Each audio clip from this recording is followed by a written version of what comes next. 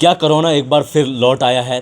पूरे हिंदुस्तान की बात करें तो 250 से भी ज़्यादा केस जो है वो कोविड के रजिस्टर्ड हुए हैं, जिसमें 2 लोगों की मौत भी हुई है। लेकिन मेरे साथ इसमें बातचीत करने के लिए मौजूद है son of soil doctor Waleed Khabar Balwan, public health expert और साथ साथ assistant professor government medical college Doda. Sir, वक्त देने के लिए बहुत शुक्रिया। सबसे पहला सवाल मेरा रहेगा कि 2 साल इतने ख़तरनाक रहे हिंदुस्तान के लिए कि आवाम डर गई थी, लेकिन उस टाइम जो डॉक्टर्स ने और सरकार ने जो जज्बा दिखाया था कि कोरोना जो है वो हिंदुस्तान में ख़त्म हो गया, लेकिन एक बार फिर से कोरोना ने दस्तक दी है। 250 से भी ज़्यादा केस जो है वो अलग अलग शहरों में जो है वो रजिस्टर्ड हुए हैं, 2 लोगों की मौत भी हुई है। तो क्या माने हम कि एक बार फिर से कोरोना ने जो है वो दस्तक दे दी है पूरे हिंदुस्तान में? देखिए, अगर हम देखें आज आज के दौर की बात करें अभी तक की, तो हम अभी इसको ये नहीं कह सकते हैं कि कोविड आ गया या कोई, क्योंकि हमारे पीछे एक हिस्ट्री है कोविड का। आपने देखा होगा, आपने 2-3 साल पहले देखा कोविड किस तरह लेथल था, कितना सीवियर था, कितने हमारा हमारा इकोनॉमिकल लॉस हो गया, हमारी कितनी डेथ्स हो गई, कितना हमारे मैन पावर भी उसमें इन्वॉल्व हो गई, हमारे हेल्थ केयर प्रोफेशनल उनकी डेथ हो गई। और ये एक ऐसा पेंडेमिक था जिसके लिए कभी हम तैयार ही नहीं थे। बट अगर आज के दौर का अभी का सिनेरियो देखा जाए तो हमारी जो कंट्री है वो काफ़ी वेल इक्विप्ड है, मैन पावर भी काफ़ी ज़्यादा है, और हम तैयार हैं कि अगर इस टाइप का कोई सीरियस, जैसा कि अभी है नहीं, तो we are ready to tackle with this kind of. अगर ऐसा कुछ सीरियसनेस आ गई इसमें, मुझे नहीं लगता है कि अभी इसमें कोई पैनिक होने की बात है। सर, मुझे बताएगा कि 250 से भी ज़्यादा केस जो है वो अलग अलग शहरों में रजिस्टर्ड हुए हैं, जिसमें दिल्ली में भी जो है वो कल 10 से ज़्यादा केसेस जो है वो रजिस्टर्ड हो गए हैं। अब ट्रैवल हिस्ट्री भी बताई जा रही है, तो क्या लगता है आपको कि डॉक्टर्स ने जो 2 साल पहले किया था, 2 साल बाद फिर वो चीज़ें जो है वो लौट आई है? देखिए, ये एक वायरस, ये वायरल इलनेस है, वायरल एलिमेंट है, वायरल डिजीज़ है। और वायरस की एक प्रॉपर्टी होती है कि हमेशा हर साल में कहीं ना कहीं 1-2 साल में ये चेंज करता है अपना स्ट्रक्चर या म्यूटेशंस, या जिसमें जेनेटिक चेंजेस आ जाती हैं, तो ये एक ना एक या दूसरी फॉर्म में आ ही जाता है। अभी जैसे रिसेंटली देखिए, जैसे सब वेरिएंट ऑफ ओमाइक्रॉन है, JN.1, जो रिसेंटली हमने देखा है, तो इसका ज़्यादा ये भी देखा गया है कि साउथ ईस्ट एशियन रीजन, जो जैसे इंडिया भी इसका पार्ट है, सिंगापुर और हांगकांग की हिस्ट्री है कि वहीं से देखा जा रहा। मतलब रिसर्च अभी भी चल रही है, ऐसा नहीं, बट कोविड के केसेस हैं। बट जो ये वेरिएंट है JN.1, इसका देखा गया है कि ये बहुत माइल्ड है, अभी इसने वैसी कुछ सीरियसनेस नहीं दिखाई है। तो अब आप ये कह रहे थे कि अगर हमने ख़त्म किया था तो क्यों आया, जैसे मैं वायरल डिजीज़ बोल रहा था, बहुत सारों ने वैक्सीनेशन लगाई उस दौर में, बूस्टर डोजेज़ भी लगा लिए, बहुत सारों को इसका इन्फेक्शन भी हो गया।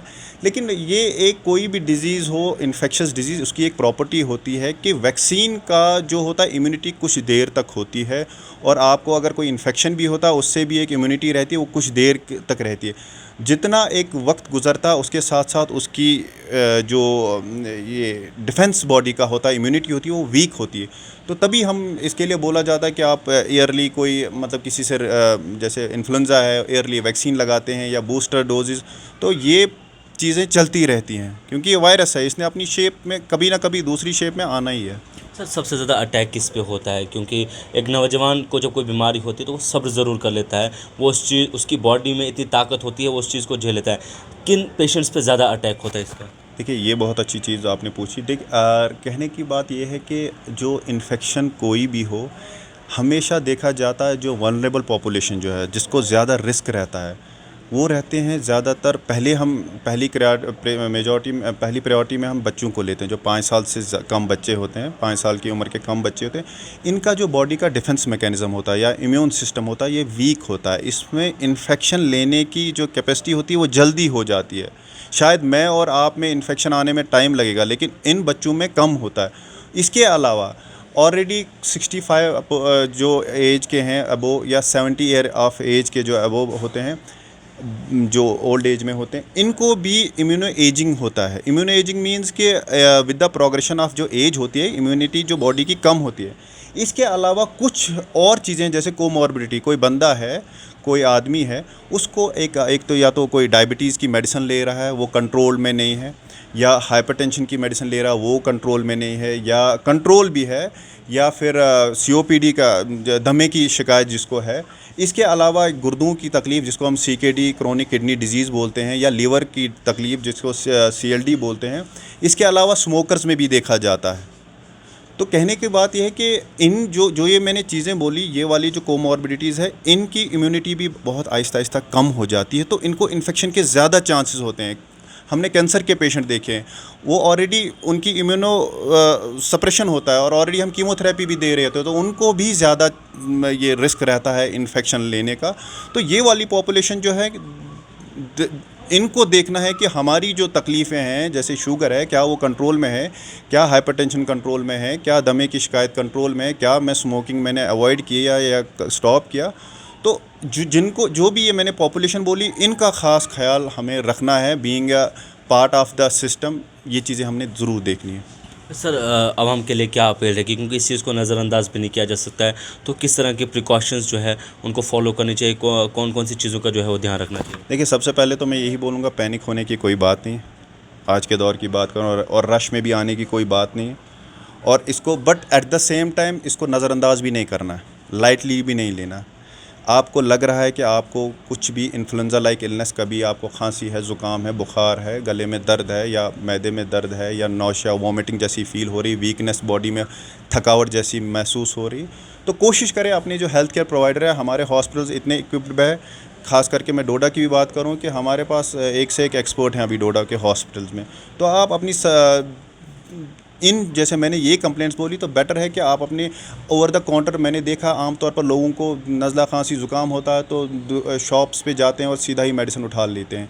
तो बेटर रहेगा अपने हॉस्पिटल में हमारी सर्विसेज 24/7 है, वो अवेल करें। एक प्रॉपर हेल्थ केयर प्रोफेशनल जो है हमारे हॉस्पिटल में, उनसे एक सलाह ले लें।